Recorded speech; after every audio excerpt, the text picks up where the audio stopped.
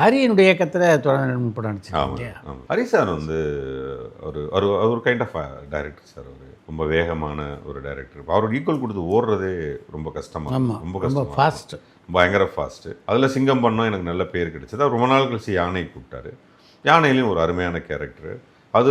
அதில் எனக்கும் அவருக்கும் நல்ல நட்பு கிடைச்சிது சார். எனக்கு சிங்கம் பண்ணும்போது பெரிய நட்பாக இருக்க முடியல அவரால். அவர் இருந்த பிஸி சம்திங். இப்போ யானை பண்ணும்போது எங்கள் 2 பேருக்குள்ள ஒரு அருமையான புரிதலும் நட்பும் வந்தது. இப்போ கூட சொல்லிட்டு இருக்காரு, ஒரு படம் நம்ம பண்ணுவோம் அப்படின்னு சொல்லுவார். அவர் வேகம்லாம் ஈடு கொடுத்துலாம் ரொம்ப கஷ்டம் சார். இப்போ நான் போனேன்னா ஏஜ் ஃபேக்டர்லாம் தெரிஞ்சிடும் சார். அப்போ நான் கூட சின்ன வயசு பசங்க தப்பாட்டு ஓடி ஏதோ பண்ணிட்டோம். இப்போ அங்கே போயிட்டு இங்கே வாங்க, இங்கே போய் இங்கே வாங்கினா மூச்சு வாங்கிடும். அவர் அவ்வளோ ஸ்பீடு சார். அவருக்கு மூச்சு வாங்காது சார்.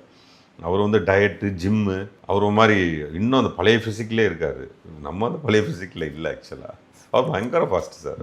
நம்ம அப்படி இல்லை. அது மாதிரி நல்ல கிரியேட்டர் சார். அவர் எவ்வளோ வேகம் போனாலும் க்ரியேட்டிவிட்டியில் மிஸ் ஆகாது, ஆக்டிங்கில் மிஸ் ஆகாது. நம்ம டயலாக் தான் மிஸ் ஆனால் சார் அவ்வளோ ஸ்பீடாக பேசிட்டு வந்திருப்போம். அண்ணா ஏதோ விட்டீங்க அப்படிம்பார். என்ன விட்டார், அந்த டைலாக் விட்டீங்கம்பார். இன்னொரு ரூம் நம்பார். ஐயோ நல்ல அனுபவம் சார் அவரோட யானை. படம், அந்த படம் செம்மையாக போச்சு. இப்போ அவரோட அடுத்த படம் தான் நான் அன்றைக்கி கூட பேசிட்டு போது சொன்னேன், சார் எப்போ சார் படம்? சீக்கிரம் சேர்ந்து ஒர்க் பண்ணுறான்னாரு. சார் கொஞ்சம் கூப்பிடுங்க சார்.